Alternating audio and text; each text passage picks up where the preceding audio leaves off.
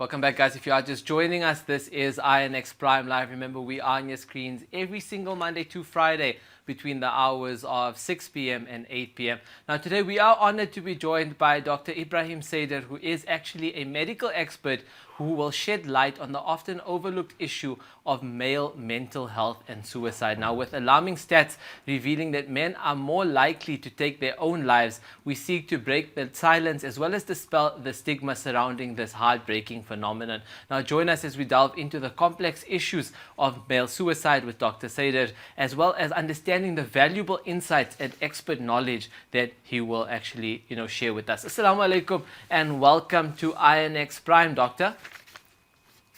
Wa alaikum assalam wa rahmatullahi wa barakatuh. Jazakumullah khairan for having me.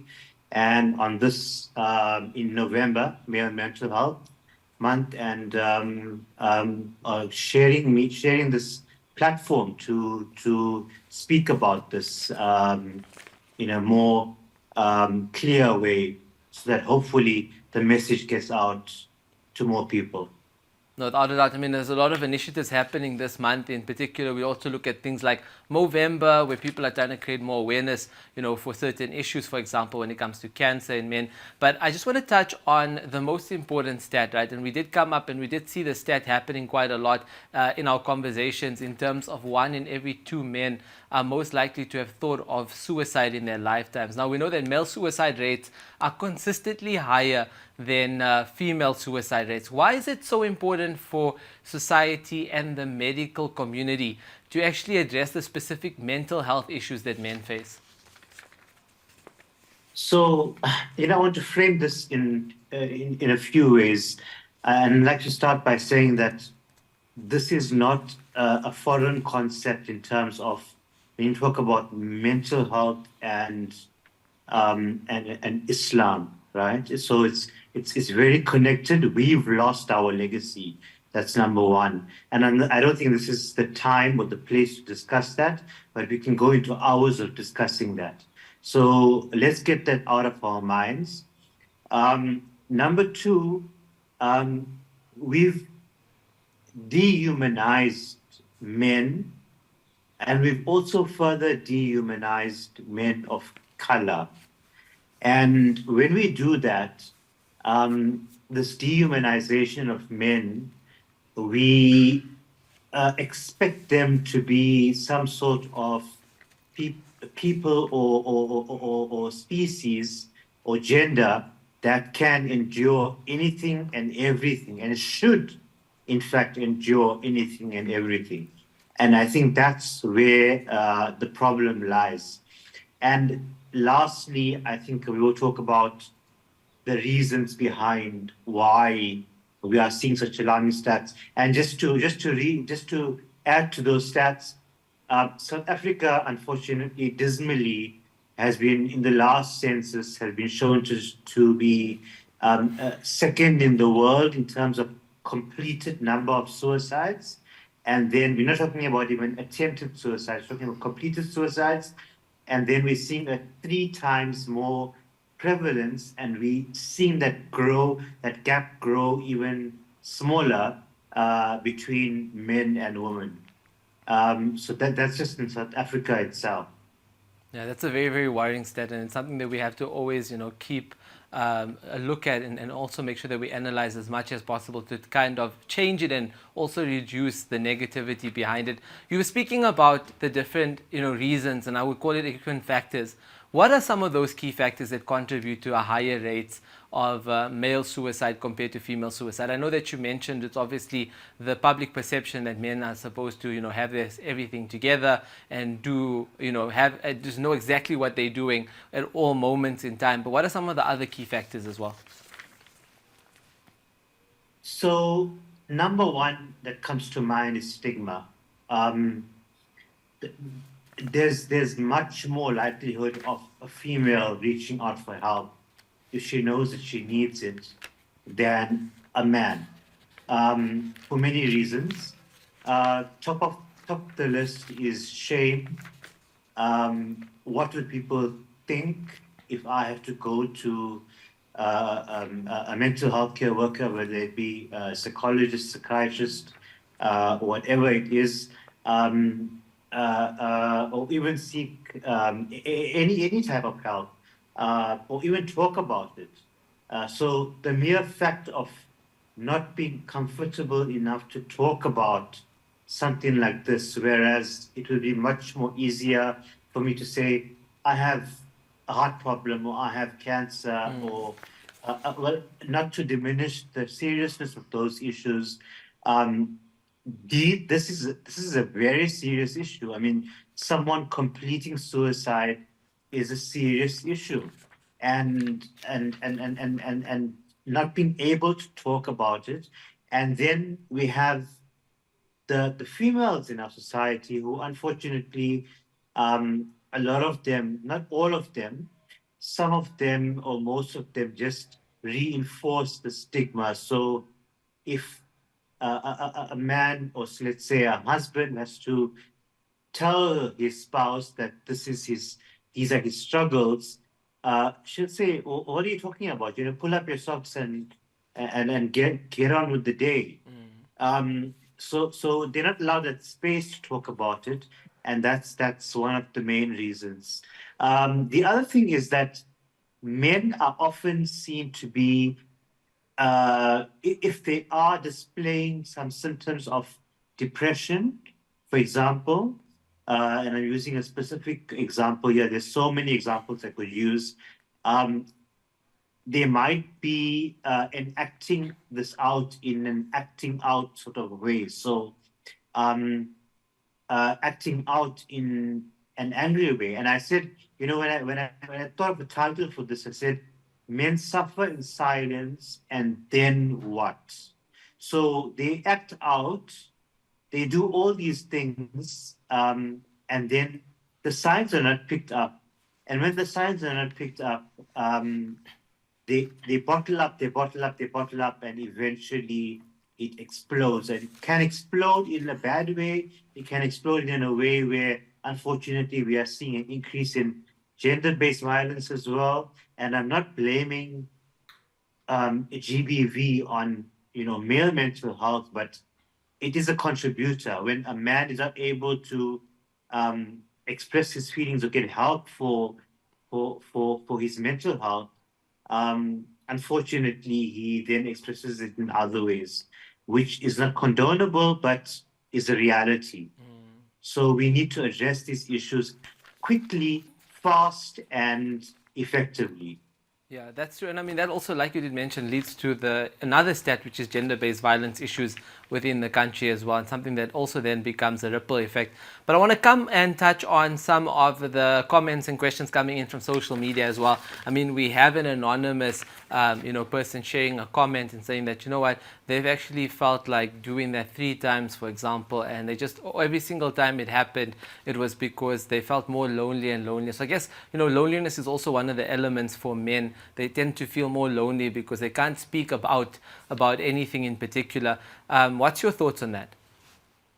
So loneliness we're seeing now is a big factor. Being alone, either because they haven't, they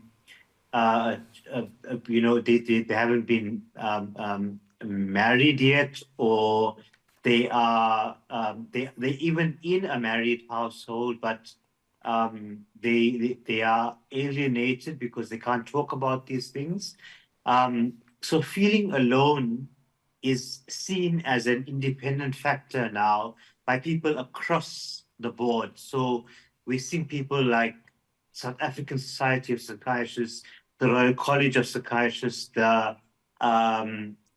seeing the Lebanese College of Psychiatrists, Royal College of Psychiatrists, all talking about loneliness being an independent factor for men in particular to complete suicide or to think about killing themselves. Yeah. And they feel alone because they are alone in so many ways. They could be physically alone, or they could be, we are seeing, unfortunately, alarmingly increased rates of divorce also. So that then has that ripple effect of that male being alone as well, Yeah. many a time shunned by his family. Um, we are seeing, as I said, men in their own homes not being able to talk about these things. So loneliness is now seen as an independent risk factor for a man to complete suicide. So it's much easier. I feel more and more alone. Um, and then eventually, unfortunately, I will try something to hurt myself. And if that doesn't work, then maybe the next time it will, unfortunately. So, and I can go into talking about what we are seeing on the ground. And I think we need to talk about that a little bit if we have time, from an anecdotal point of view, what we are seeing on the ground in terms of completed male suicide. Yeah, we definitely need to cover that, and I'm sure we will over the next few days and weeks with you. But I just want to touch on some of the other elements, and before we get on to solutions and ways on how we can prevent it and find solutions to it, I just want to cover another, comment that came in from Jeremy in particular, and he was saying that he heard us speaking about case studies on the show, and saying that we should actually find case studies so that more people can feel more comfortable to speak out, and more men can feel more comfortable to speak out. But at the same time, he was speaking about individuals and influencers out there that use concepts like suicide and creating content about it just to be able to get views, and that actually creates the opposite effect, where it makes people even feel more uncomfortable to actually come out for the people who really are going through it. What's your thoughts on that? He was speaking about someone called Fuzi, for example, who's a huge YouTuber, saying that he's done that very recently. Okay, so I don't know about this particular YouTube influencer, but I agree with Jeremy, and I can bring a whole lot of case studies. I wasn't asked to; that wasn't my brief for this program, but I can bring a whole lot of case studies that highlight this issue. Um, and I think what Jeremy is trying to get at is suicide is being glamorized, is being and because it's being glamorized and by prominent figures and influences, what happens then is it actually diminishes the voice of those who are actually suffering themselves. Exactly on point, nothing to debate there. That is completely true. And what I want to talk about is the opposite also, is when we get um, characters like um, Jordan Peterson, Andrew Tate, etc., also influences, but speaking on the other side about a very toxic side of masculinity, of what a man should be, and that also makes it more difficult for men to reach out for help, because these people are saying there is no room for a man to feel these things. There is no room for a man to feel alone, at risk, suicidal, depressed, low, whatever it is. So there's two ends of the coin. There's there's influences on both sides of this debate, and unfortunately, both of them, both of these categories of influences are diminishing the voice of those who are suffering. So yes, case study is number one to back up what we are saying, um, and then also to highlight that we should be relying more on the facts and the science rather than influencers and people who are not qualified to speak on the subject. Yeah, definitely. Without a doubt. I just want to touch on, let's go to solutions now. What are some of the ways or solutions in which we can reduce male suicides, not only in South Africa, but around the world? But also, how can we promote better mental health for men in particular? What are some of those ways? So this is a very big question, and we've been talking about this a lot recently, and I think to speak about it in such a condensed segment is a bit of a huge task, but I'll try my best.